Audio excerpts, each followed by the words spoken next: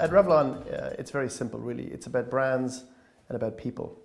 And as you well know, Revlon has some tremendous brands around the world, some iconic brands, including, of course, the Revlon brand, but also Almay, Mitchum, Color Silk, Charlie, if you go back to the days of the Charlie girl back in the 70s. And so we have a tremendous group of brands. And also people. Without the right people, the brands are irrelevant, right? And so really, if you look at our strategy of profitable growth, it is how do we maximize our brands? How do we drive them globally? And make sure we have the right people to implement those strategies. So as you think about the broad structure of our organization, very marketing focused, very product focused. It's about bringing the right innovation to the marketplace. We are at least competitive, if not better than the competitor in terms of timing of innovation and effectiveness of innovation in the marketplace. And then bringing those to the consumers in a packaging design and in a communication strategy that entices her to buy. And so over the last number of years, we've had some tremendous success. We've grown the top line every year for the last 4 years. We're highly profitable. And so I feel proud to lead the company as we move through, through the era that we've been through and hopefully on to brighter things in the future. If you look at opportunities for growth, there are two really.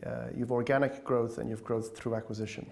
So organic growth is taking our existing brand portfolio and finding new geographies or new channels for them. So I'll give you a good example. A good example is Revlon Color Silk Hair Color, which is a very effective ammonia-free hair color product, which was predominantly in the United States.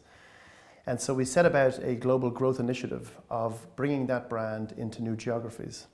And we picked Russia and Venezuela as the first two markets, followed by Brazil and China as the second two markets. And we put a dedicated team behind launching that brand into those 4 markets.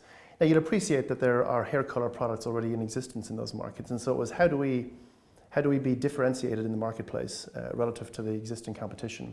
So in Venezuela, by way of example, we went into that marketplace. We were so effective in our marketing communication that we actually took out one of the main competitors. We literally stole their market share in a matter of months. And so from the day we launched to about 6 months later, we ended up getting a 5% share of the hair color market in Venezuela. Similarly in Russia, we have launched that product in Russia to tremendous success. So organic growth is taking your existing brands and finding different channels or different geographies to distribute them. The second avenue of growth really is around acquisitions. And how can you take your existing portfolio and complement them, complement those brands with new acquisitions. And so after a decade of not doing any acquisitions as a company, we have now positive cash flow for the last 5 years. And so we're able to invest in acquisitions. And so we've done 2 in the last 18 months. The first one was Sinful Colors, which is a nail color brand that we actually bought and closed on St. Patrick's Day. I had nothing to do with that, of course, but we bought and closed on St. Patrick's Day in 2011, which was predominantly a Walgreens nail brand. Walgreens is a fairly big drug business in the US. And we've since moved that to a number of different businesses around the world and different countries around the world.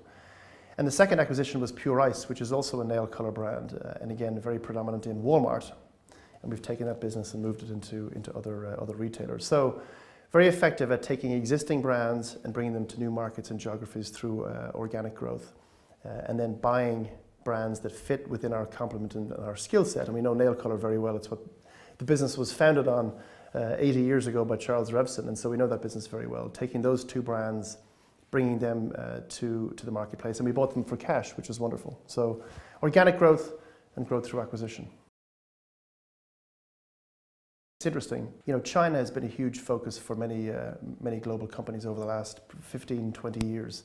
China is a very difficult place to do business. It's very difficult to reach the consumer in a cost-effective way.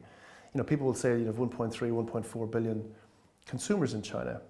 The reality is trying to reach them through any kind of cost-effective media platform is very difficult. So I look at China as somewhere where we continue to play, but don't overinvest. In contrast, somewhere like Indonesia, the Philippines, are markets where Malaysia, where we feel there's a real opportunity to get a competitive advantage in Asia. Latin America, interestingly, is also a place of opportunity. Having said that, a good part of the Latin American color cosmetics business is door to door. So the likes of Avon, Natura, Giochetti are market leaders down there.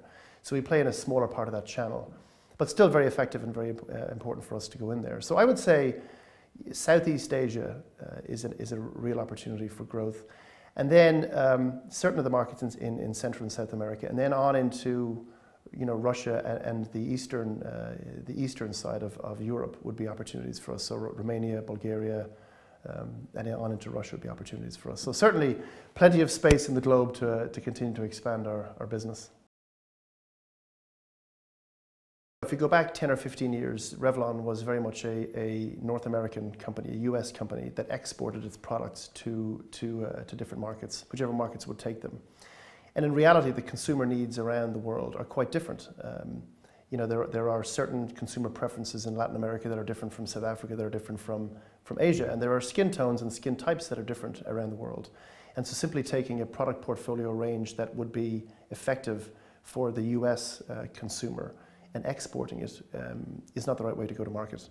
And so we went about a shift, a more global shift in how we approach consumers around the world. So, for example, in South Africa, the skin tones are quite different and the skin preferences and consumer preferences are quite different from what they are in North America. And so having a shade range in foundation, for example, makeup, a 20 shade range that goes from light to medium dark is not sufficient in South Africa. You have to go to a much darker shade range. And so we've done that. Similarly in Asia, where skin whitening is a very important part of the beauty regime, going with the same foundation range would not work, or the same type of product would not work in Asia. So we adapted our portfolio to bring much lighter shades of foundation and also introduce whole new lines of skin whitening and moisturizing for Asia. In Latin America, the consumer is very beauty involved and so has a very made up look. And so having richer shades, richer colors, darker colors for the Latin American consumer is very important.